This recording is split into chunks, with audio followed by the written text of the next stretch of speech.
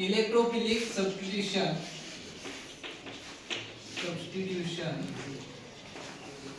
reaction in aromatic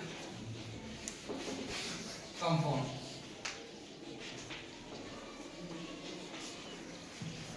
electrophilic means electrophiles म्हणजे काय असणार आहे इलेक्ट्रोफाइल्स काय असते पॉझिटिव्ह चार्ज इलेक्ट्रोफाइल्स म्हणजे काय असणार आहे पॉझिटिव्ह चार्ज बघा electrophilic substitution reaction in benzene electrophilic substitution in benzene बघा रिएक्शन काय असणार आहे रिएक्शन मध्ये काय असणार आहे जनरल रिएक्शन हा आहे बेंझीन काय आहे बेंझीन प्लस याच्यामध्ये काय होणार आहे इलेक्ट्रोफाइल ऍड होणार आहे त्याच्यामध्ये इलेक्ट्रोफाइल ऍड होणार आहे आणि इलेक्ट्रोफाइल ऍड झाल्यानंतर हा इलेक्ट्रोफाइल काय होणार आहे बेंझीन वरती काय होणार आहे सबस्टिट्यूट होणार आहे हा काय होणार आहे बेंझीन वरती सबस्टिट्यूट होणार आहे म्हणजे हा काय झाला सबस्टिट्यूटेड बेंझीन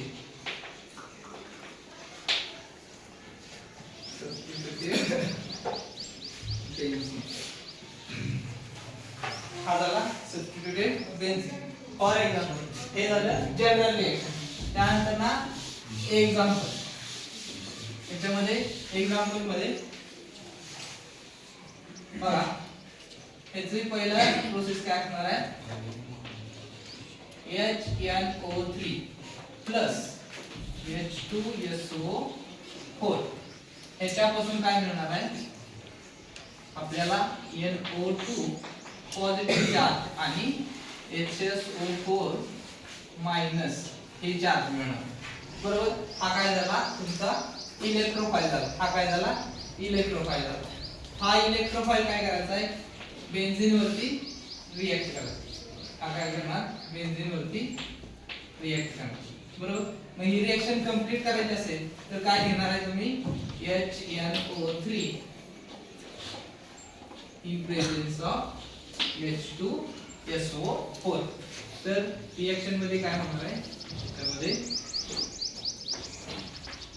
हा तुमचा इलेक्ट्रोफाइल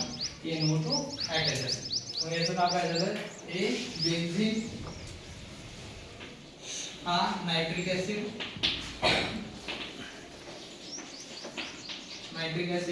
आणि हा काय झाला नायट्रो बेंझीन काय झाला नायट्रो बेंझीन बरोबर याच्यामध्ये नंतर ना काय असणार आहे या रिएक्शन मध्ये मेकॅनिझम रिएक्शन मेकॅनिझम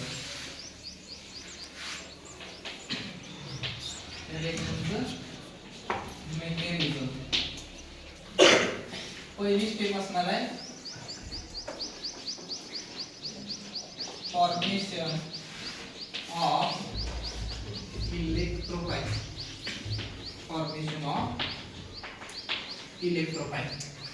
फॉर्मेशन कसं केलं जाणार आहे ज्यावेळेस ती स्टेप मध्ये मेकॅनिझम मध्ये लिहावं लागणार आहे HNO3 प्लस H2SO4 त्यानंतर ना काय होणार आहे त्याच्यामध्ये NO2 पॉझिटिव्ह चार्ज आणि HSO4 मायनस ते चार्ज मिळणार बरोबर हा झाला इलेक्ट्रोफाइल सेकंड मध्ये काय होणार आहे attack of electrophile attack of electrophile काय असणार electrophile NO2 positive attack of electrophile त्याच्यामध्ये पहिल्यांदा काय होणार अटॅक ऑफ इलेक्ट्रोफाइल मध्ये त्याच्यामध्ये बघा किती डबल बॉन्ड जिथं असेल त्या ठिकाणी अटॅक करणार डबल बॉन्ड मधला एक बॉन्ड काय होणार आहे पहिल्यांदा एक बॉन्ड ब्रेक होणार हा जो बॉन्ड असेल तो एक ब्रेक झाला तर काय होईल एक पॉझिटिव्ह चार्ज तयार होईल एक काय होईल निगेटिव्ह चार्ज तयार होईल एक काय होईल पॉझिटिव्ह आणि एक निगेटिव्ह मग या ठिकाणी काय असेल समजा या ठिकाणी निगेटिव्ह झाला या ठिकाणी पॉझिटिव्ह झाला तर आपल्याकडे नंतर ना पुढे काय आहे अटॅक ऑफ NO2 पॉझिटिव्ह. तर ह्याच्यामध्ये NO2 पॉझिटिव्ह आहे, तो NO2 पॉझिटिव्ह आहे तो कुणाकडे जाईल निगेटिव्ह कडे, बरोबर. त्याच्याकडे काय निगेटिव्ह कडे जाईल. त्यानंतर ना काय होईल मग हा NO2 आणि निगेटिव्ह चार्ज म्हणून काय होतील बॉन्ड तयार, बरोबर. मग याच्यामध्ये NO2 हा बॉन्ड तयार झाला. राहिले काय इथं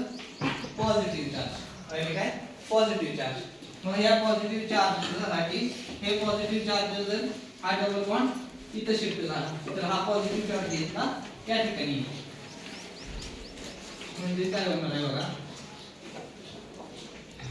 हा पॉझिटिव्ह चार्ज येते, हा डबल बॉन्ड शिफ्ट इथं झाला, त्यानंतर हा डबल बॉन्ड आहे तसा आणि हा NO2 आहेच. त्यानंतर अजून एक रेडिओनेटिंग स्ट्रक्चर ड्रॉ होईल. हा डबल बॉन्ड जर या ठिकाणी आला तर काय होईल तिसरं स्ट्रक्चर,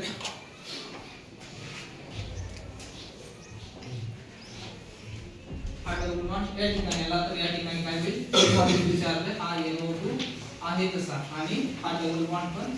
आहे तसा. बघा तीन काय झाले हे रेझोनेटिंग स्ट्रक्चर. हा काय झाला रेझोनन्स हायब्रिड, हा काय झाला रेझोनन्स